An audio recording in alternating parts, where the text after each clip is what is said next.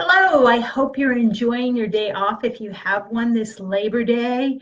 And I know I normally talk pet disaster preparedness in the spring because that's when we create awareness for it along with Pet First Aid. But September is marked as Disaster Preparedness Month for us humans. But disaster preparedness needs to be a 365-day-a-year thing these days. It's no longer if a disaster will affect you, but rather when. The chances have just increased dramatically that we're going to all be faced with some kind of disaster. And really, the only way that us and our furry, feathered, fin-scaled family members can get through it if we are prepared. And actually, only about 10 to 15% of humans react appropriately when a disaster happens. That's like nothing, not enough of us. So I know the people that tune into me are way up in the probably 90 percentile, but if you know someone who isn't, or if you just haven't taken the time, I want to really make an impact for you today about how important it is to be ready, to have your supplies, to have your training, to constantly be learning, to then react. And we can react more confidently if we have our training and our supplies under our belt. The emergency is happening, it's unfolding, so we need to stay calm and do what we've prepared for. And then following the emergency, it's still a huge component of it all in that we need to recover. The imminent danger has passed, but we must, heal, rebuild, and reassess so that we're prepared for the next time something happens. I'd like to take you back over the last year, and this is truly just to make you realize how important it is you are prepared for the humans and the pets in your family. Less than 2 weeks ago, Tropical Storm Lane barreled into the Big Island of Hawaii, dropping a torrential of more than 51 inches of rain in just a few days on the mainland. People and pets had to dodge mudslides. Rescuers were needed to evacuate people. And just on the heels of that, Miriam arrived, but it looks like that has pretty much fizzled out. July saw some of the worst fires ever in California. Just a year ago, actually, after we had departed California, I think many of you know that the house directly behind our home that we sold in Southern Cal burned to the ground. More than 10 million acres of land burned last year in Southern California. But beginning mid to late July of this year, 17 active fires were fully emblazed. They destroyed more than 600 homes. Think of all the families whose lives have been forever changed by this. The great thing is that 12,000 firefighters came to the rescue from 16 states to help. So, that's an amazing thing. One of the things I always talk about in a disaster is that it does truly bring out the best, and unfortunately sometimes the worst in us human beings. So if we're prepared and confident and know we can take care of ourselves and our family, we're just more apt to help others who need help as well. And by being prepared, it prevents us from draining the supplies of others who are actually prepared. So just so important. Prior to that, Japan got 3 times the normal rainfall in just a matter of days, and more than 100 people died, and 2 million people had to abandon their homes. In May and June, 2 volcanic eruptions occurred, one in Mount Fuego, Guatemala, and the other Mount Kilauea in Hawaii.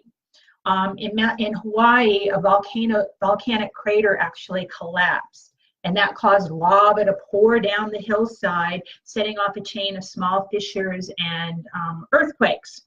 A 4.4 magnitude earthquake hit near the base of the mountain, sending ash spurting something like 10,000 feet in the air. And it was followed by an even bigger, a 5.5 quake that hit the summit, about a week later. In a 24-hour period, our Hawaiian friends suffered 500 quakes. Now, the biggest one I have written out, knock on wood, was the 1994 Northridge quake in Southern California. And I will tell you, after that struck at something like 5:30 in the morning when it was still dark, that January morning, The aftershocks just kept rattling our nerves. We would try to rest, and an aftershock would just, make us jump to our feet.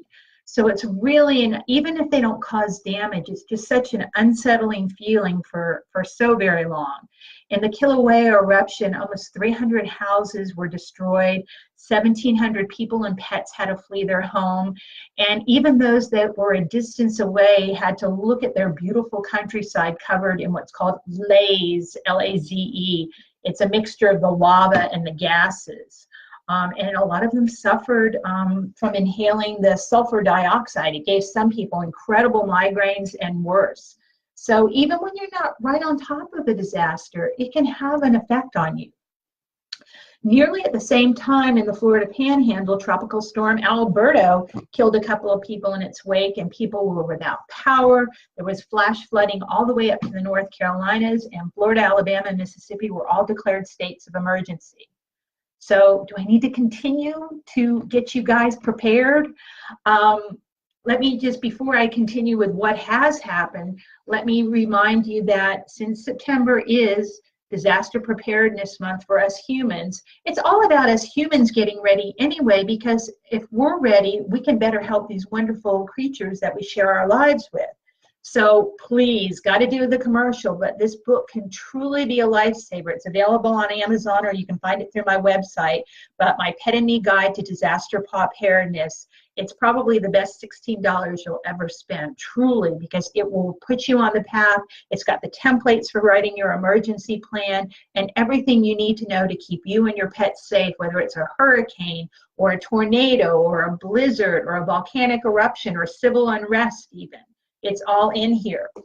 And I want to thank my incredible friends at Pet Sitters International, because they are offering my 6-hour course this month through September 1st through 30th, at 25% off.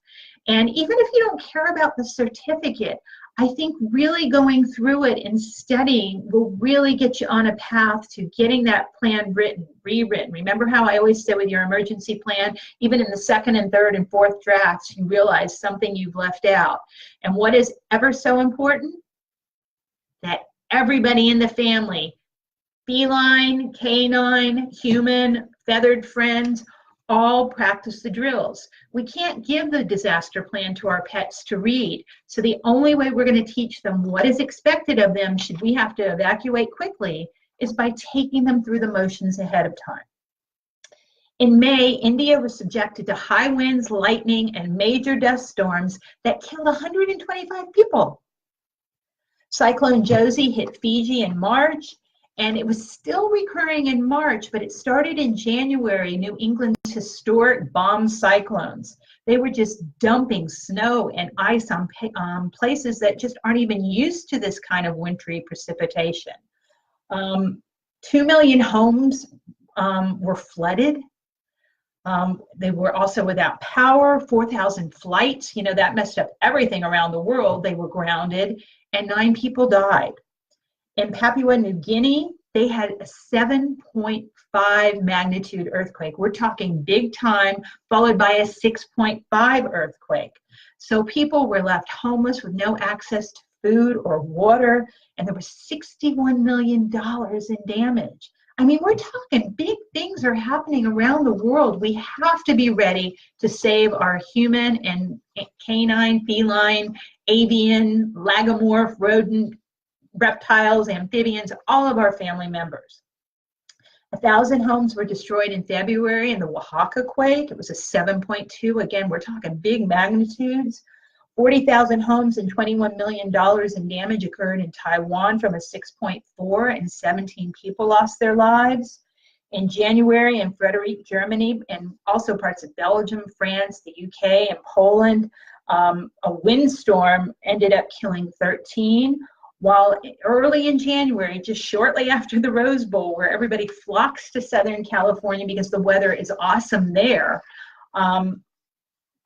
mudslides killed 21 people, destroyed 130 homes.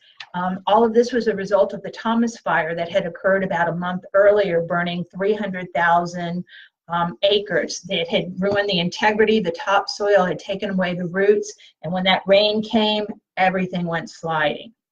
Before that, 81 tornadoes hit the Gulf state in just a 2-day period of time. And I know we got the effects of it here. Knock on wood again, we were okay, but our neighborhood suffered the loss of 80 trees just in our little neighborhood. A 7.1 magnitude earthquake hit Mexico, killing more than 200, while a deadly mudslide about the same time killed about the same number of people in Colombia.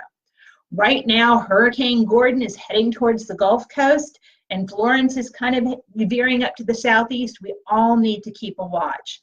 So I hope I can really impress upon you the need to not put it off till tomorrow, not to put it off till next week, next month, or say it's your New Year's resolution. This is September 3rd. What a great time. A lot of you are home. Run, don't walk to your computers, although you're probably there if you're listening to me, and go to my blog that's posted here. It recaps what I was telling you about if you need to see it in writing, because it's really true. If you fail to plan, what you are planning to do is to fail. And that means to fail your furry family members, as well. So don't delay any longer. Go to the blog and you'll see the link to Pet Sitters International. You do not have to be a pet sitter to take the class. They're offering 25% off this month.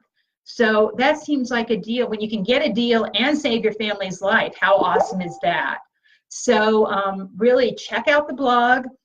If you're more of a reader, this book is available on Amazon, and I really strongly feel it'll be of great help to you. It's got templates here for doing your own emergency plan. It tells you what you need to have for yourself, for your pets. It's got the paw preparedness checklist in here so that all of your bases are covered.